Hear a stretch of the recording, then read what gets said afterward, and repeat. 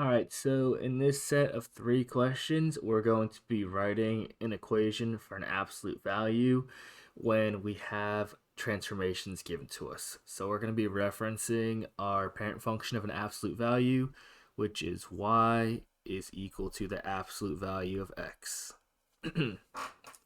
So, for example, in the first one, we have a vertical shift of up 2, a horizontal shift of left 2, and a vertical stretch of 3. So, we'll work from left to right how we normally write equations. So, as always, we will start with y equals.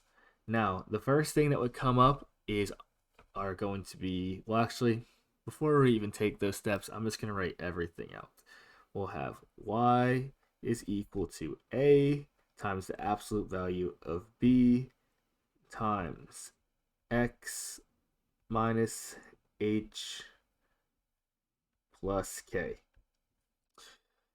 A would be our vertical stretch, b would be our horizontal stretch, h would be our horizontal shift, and then k would be our vertical shift. So once we know that basis, we can go ahead and just work our answers out around every single one of those parts. So again, first up, we have vertical stretch of 3. Again, that's our A. So we'll have 3 times the absolute value. Doesn't say anything about a horizontal stretch or compression, so nothing there. Then we have X minus H. So our horizontal shift is to left 2. So left 2 would normally be minus 2, but minus negative 2 would give us a plus 2. So plus 2 here, and then close out my absolute value, and then do plus my k. My vertical shift up 2, which is plus 2.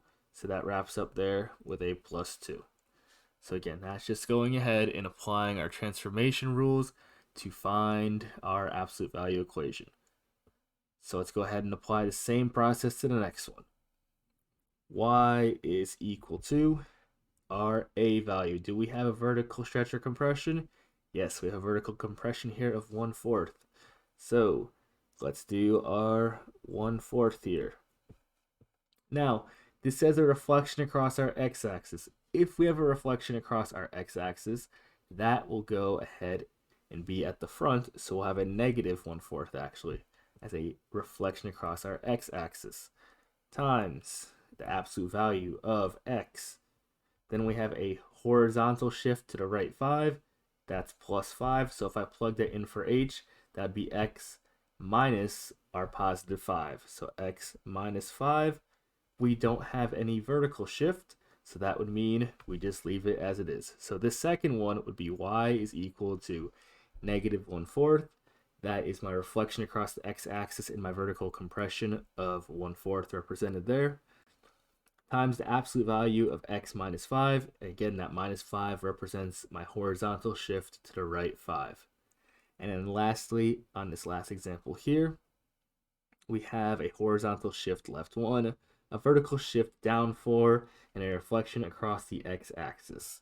So starting again, y equals, we don't have any vertical or horizontal stretch slash compressions, but what we do again have is a reflection across our x-axis. So that means I'm going to be starting this with a negative sign times the absolute value of x.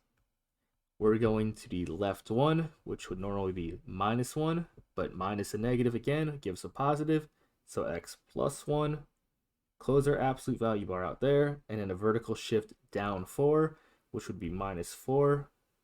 So a minus 4 right here. Again, that would be how we go ahead and use our transformation rules, just kind of like we would with quadratics on an absolute value to get our function.